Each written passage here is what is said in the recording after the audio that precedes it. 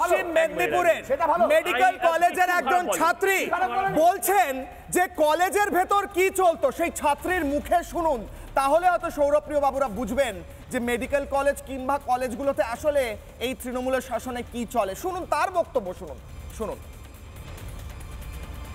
মেয়েদেরকে কোনো সম্মান করা হয় না, সবারই সামনে পাবলিকলি হ্যারাস করা হয়, ওপেনলি হ্যারাস করা হয়। ফ্রেশার্সে কি হয়, আমাদের অডি আছে, ওখানে একটা স্টেজের মধ্যে একটা স্টুডেন্টকে স্টেজে তোলা হয়, তার মুখের মধ্যে প্রত্যেকটা লাইট থাকে আর বাকি পুরো অডিটোরিয়াম পুরো অন্ধকার থাকে। ওরা নেশা করে আসে, ওরা গাঁজা খেয়ে আসে, ওরা মদ খেয়ে আসে, ওরা নেশার ওই পরিস্থিতিতে থেকে ওরা ওখান থেকে নিচে থেকে মাইক নিয়ে বলে আইটেম সং চালাচ্ছি, তুই ডান্স কর, এরকম করে মেয়েদেরকে তোলা হয় স্টেজে।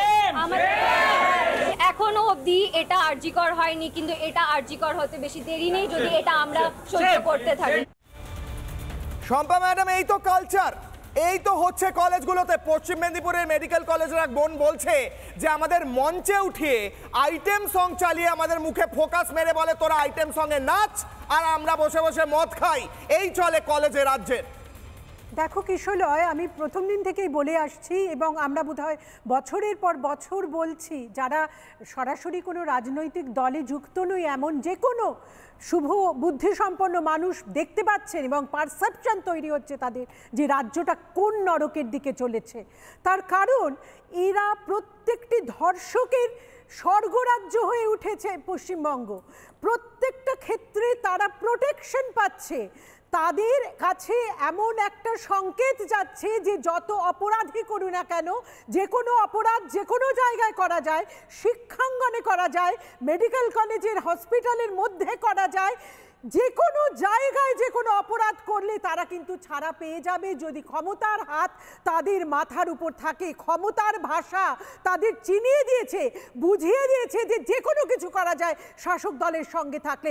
কয়েকদিন আগে অনুব্রত মণ্ডলের যে মডেল আমরা দেখেছি, যে নোংরা ভাষায় মানে কদর্য ভাষায় তিনি গালিগালাজ করছিলেন পুলিশকে, সেটা তারপরেও তিনি সেই জায়গায় রয়েছেন, কোনোভাবে ধিক্কৃত হননি।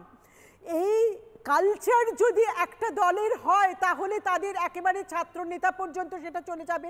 সব থেকে বড় কথা, রাজনীতির ক্ষেত্রে, ছাত্র রাজনীতির ক্ষেত্রে দিনের পর দিন কোনো ভোট হয় না। ভোটের পেছনে যে আদর্শ থাকে, যে দলীয় একটা কর্মসূচি থাকে, সেটা নেই। অথচ প্রাক্তন ছাত্ররা দাপিয়ে ঘুরে বেড়াচ্ছে, তাদের ক্ষমতার আস্ফালন দেখাচ্ছে, টাকা তুলছে, নারী ধর্ষণ করছে। কি না হচ্ছে কলেজের অভ্যন্তরে।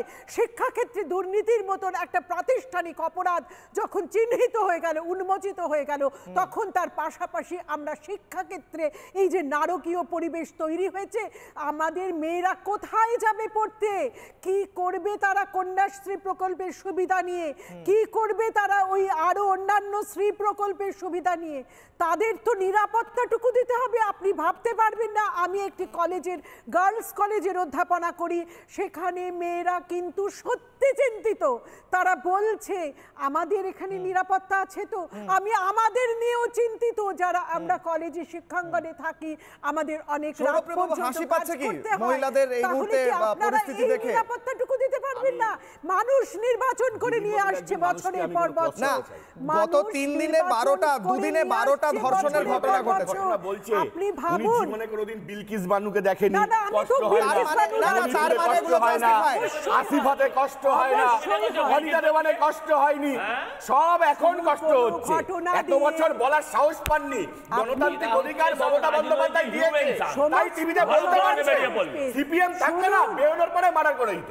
তাই সিপিএম থাকলে বেউনোর পরে মার্ডার করে দিত। ভাগ্যিস আপনারা তৃণমূল করছে না। এই যে আপনি বেরোবেন, শান্তিতে থাকবেন আপনি। ভাগ্যিস তৃণমূল করছে না, সিপিএম থাকলে করে দিত। ইজ্জত লুটতো না। আপনি মনে রাখবেন সৌরপ্রিয় বাবু, দাঁড়ান একটু শেষ করতে দিন ওনাকে। বেশ আসছি, সৌরপ্রিয় একজন বলেননি এখনো।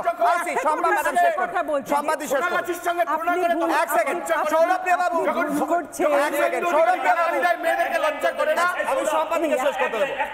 দিদি বললেন, আমি একটা লাইন বলি মাঝখানে ঢুকে, আমি তোমাকে একটা লাইন শোনো, আমি তোমাকে বলছি। সুকান্ত বাবু যেটা বলেছেন সেটা ভুল বলেছেন, বলা উচিত ছিল তার থেকেও খারাপ। কারণ আমি বলছি খারাপ ভাবে নিও না, ওরা অন্তত চুরি চামারি করে না তৃণমূলের মতন, যারা ওইখানে প্রস্টিটিউশনে যারা আছেন, যারা দেহ ব্যবসা করেন, তারা গতর খাটিয়ে খান। তৃণমূলের মতন, তোমাদের দলের মতন, তোমাদের মতন তারা তোলা তুলে বাজার থেকে খায় না। বলা উচিত ছিল আরো নিচে নেমেছে। আমি একে নিচে নামার কথা বলছি। করার পরেও তো তারপরেও তো সবাইকে আমার শেষ করতে দিতে হবে। সৌরভপ্রিয় বাবু, ব্যাস, এবার একজন বলেননি এখনো। এই বাচ্চা নেতাদের সেট করা আছে প্রত্যেকটা কলেজে, প্রত্যেকটা ইনস্টিটিউশনে বাচ্চা নেতারা কেবল ভোট বলে তারা মমতা বন্দ্যোপাধ্যায় কন্যাশ্রী দিলে গায়ে লাগে? মমতা বন্দ্যোপাধ্যায় কন্যা থাকলে তো কন্যাশ্রী, কন্যা থাকলে কন্যাশ্রী। সম্পাদি শেষ করুন, ব্যাস। সম্পাদি, হ্যাঁ, একজন বলেননি এখনো। শুনুন, আমার যেটা বক্তব্য সেটা হচ্ছে, সৌরভপ্রিয় বাবু যতই চিৎকার করুন, আজকে যৌনকর্মীদের কিন্তু সংগঠন আছে, সেটা একটা পেশা সারা পৃথিবী জুড়ে। 1 নম্বর। 2 নম্বর হচ্ছে তাদের অসম্মান আপনারা করবেন না, আপনারা অসম্মান করবেন না। দ্বিতীয়ত একটা কথা আপনি শুনে রাখুন, পশ্চিমবঙ্গে কিন্তু 2011 সালে পরিবর্তন হয়েছিল কর্মসংস্থানের প্রশ্নে। শিল্প হবে কি হবে না, পশ্চিমবঙ্গে এই কালচার কোনোদিন তৈরি হয়নি যে ধর্ষিত মেয়েরা লুণ্ঠিত হয়ে নরকে পড়ে রয়েছে। এই কালচার কখনো তৈরি হয়নি পশ্চিমবঙ্গে। আজকে কোথায় দাঁড়িয়েছে পশ্চিমবঙ্গের রাজনীতি, যে মানুষ প্রতিদিন এবং মুখ্যমন্ত্রী জাস্টিফাই করছেন, ডিফেন্ড করছেন। মুখ্যমন্ত্রী বলছেন, চরিত্র বিচার করছেন, বলছেন কে প্রেগন্যান্ট ছিল, কার অ্যাফেয়ার ছিল। এটা কি করে হতে পারে? এটা মেনে নেব কি করে? নানা ধরনের কন্টেন্ট দেখার জন্য লাইক করুন, শেয়ার করুন আমাদের ফেসবুক পেজ, সাবস্ক্রাইব করুন আমাদের ইউটিউব চ্যানেল। পাশাপাশি অন্যান্য ব্রেকিং নিউজের জন্য অবশ্যই চোখ রাখুন রিপাবলিক বাংলায়।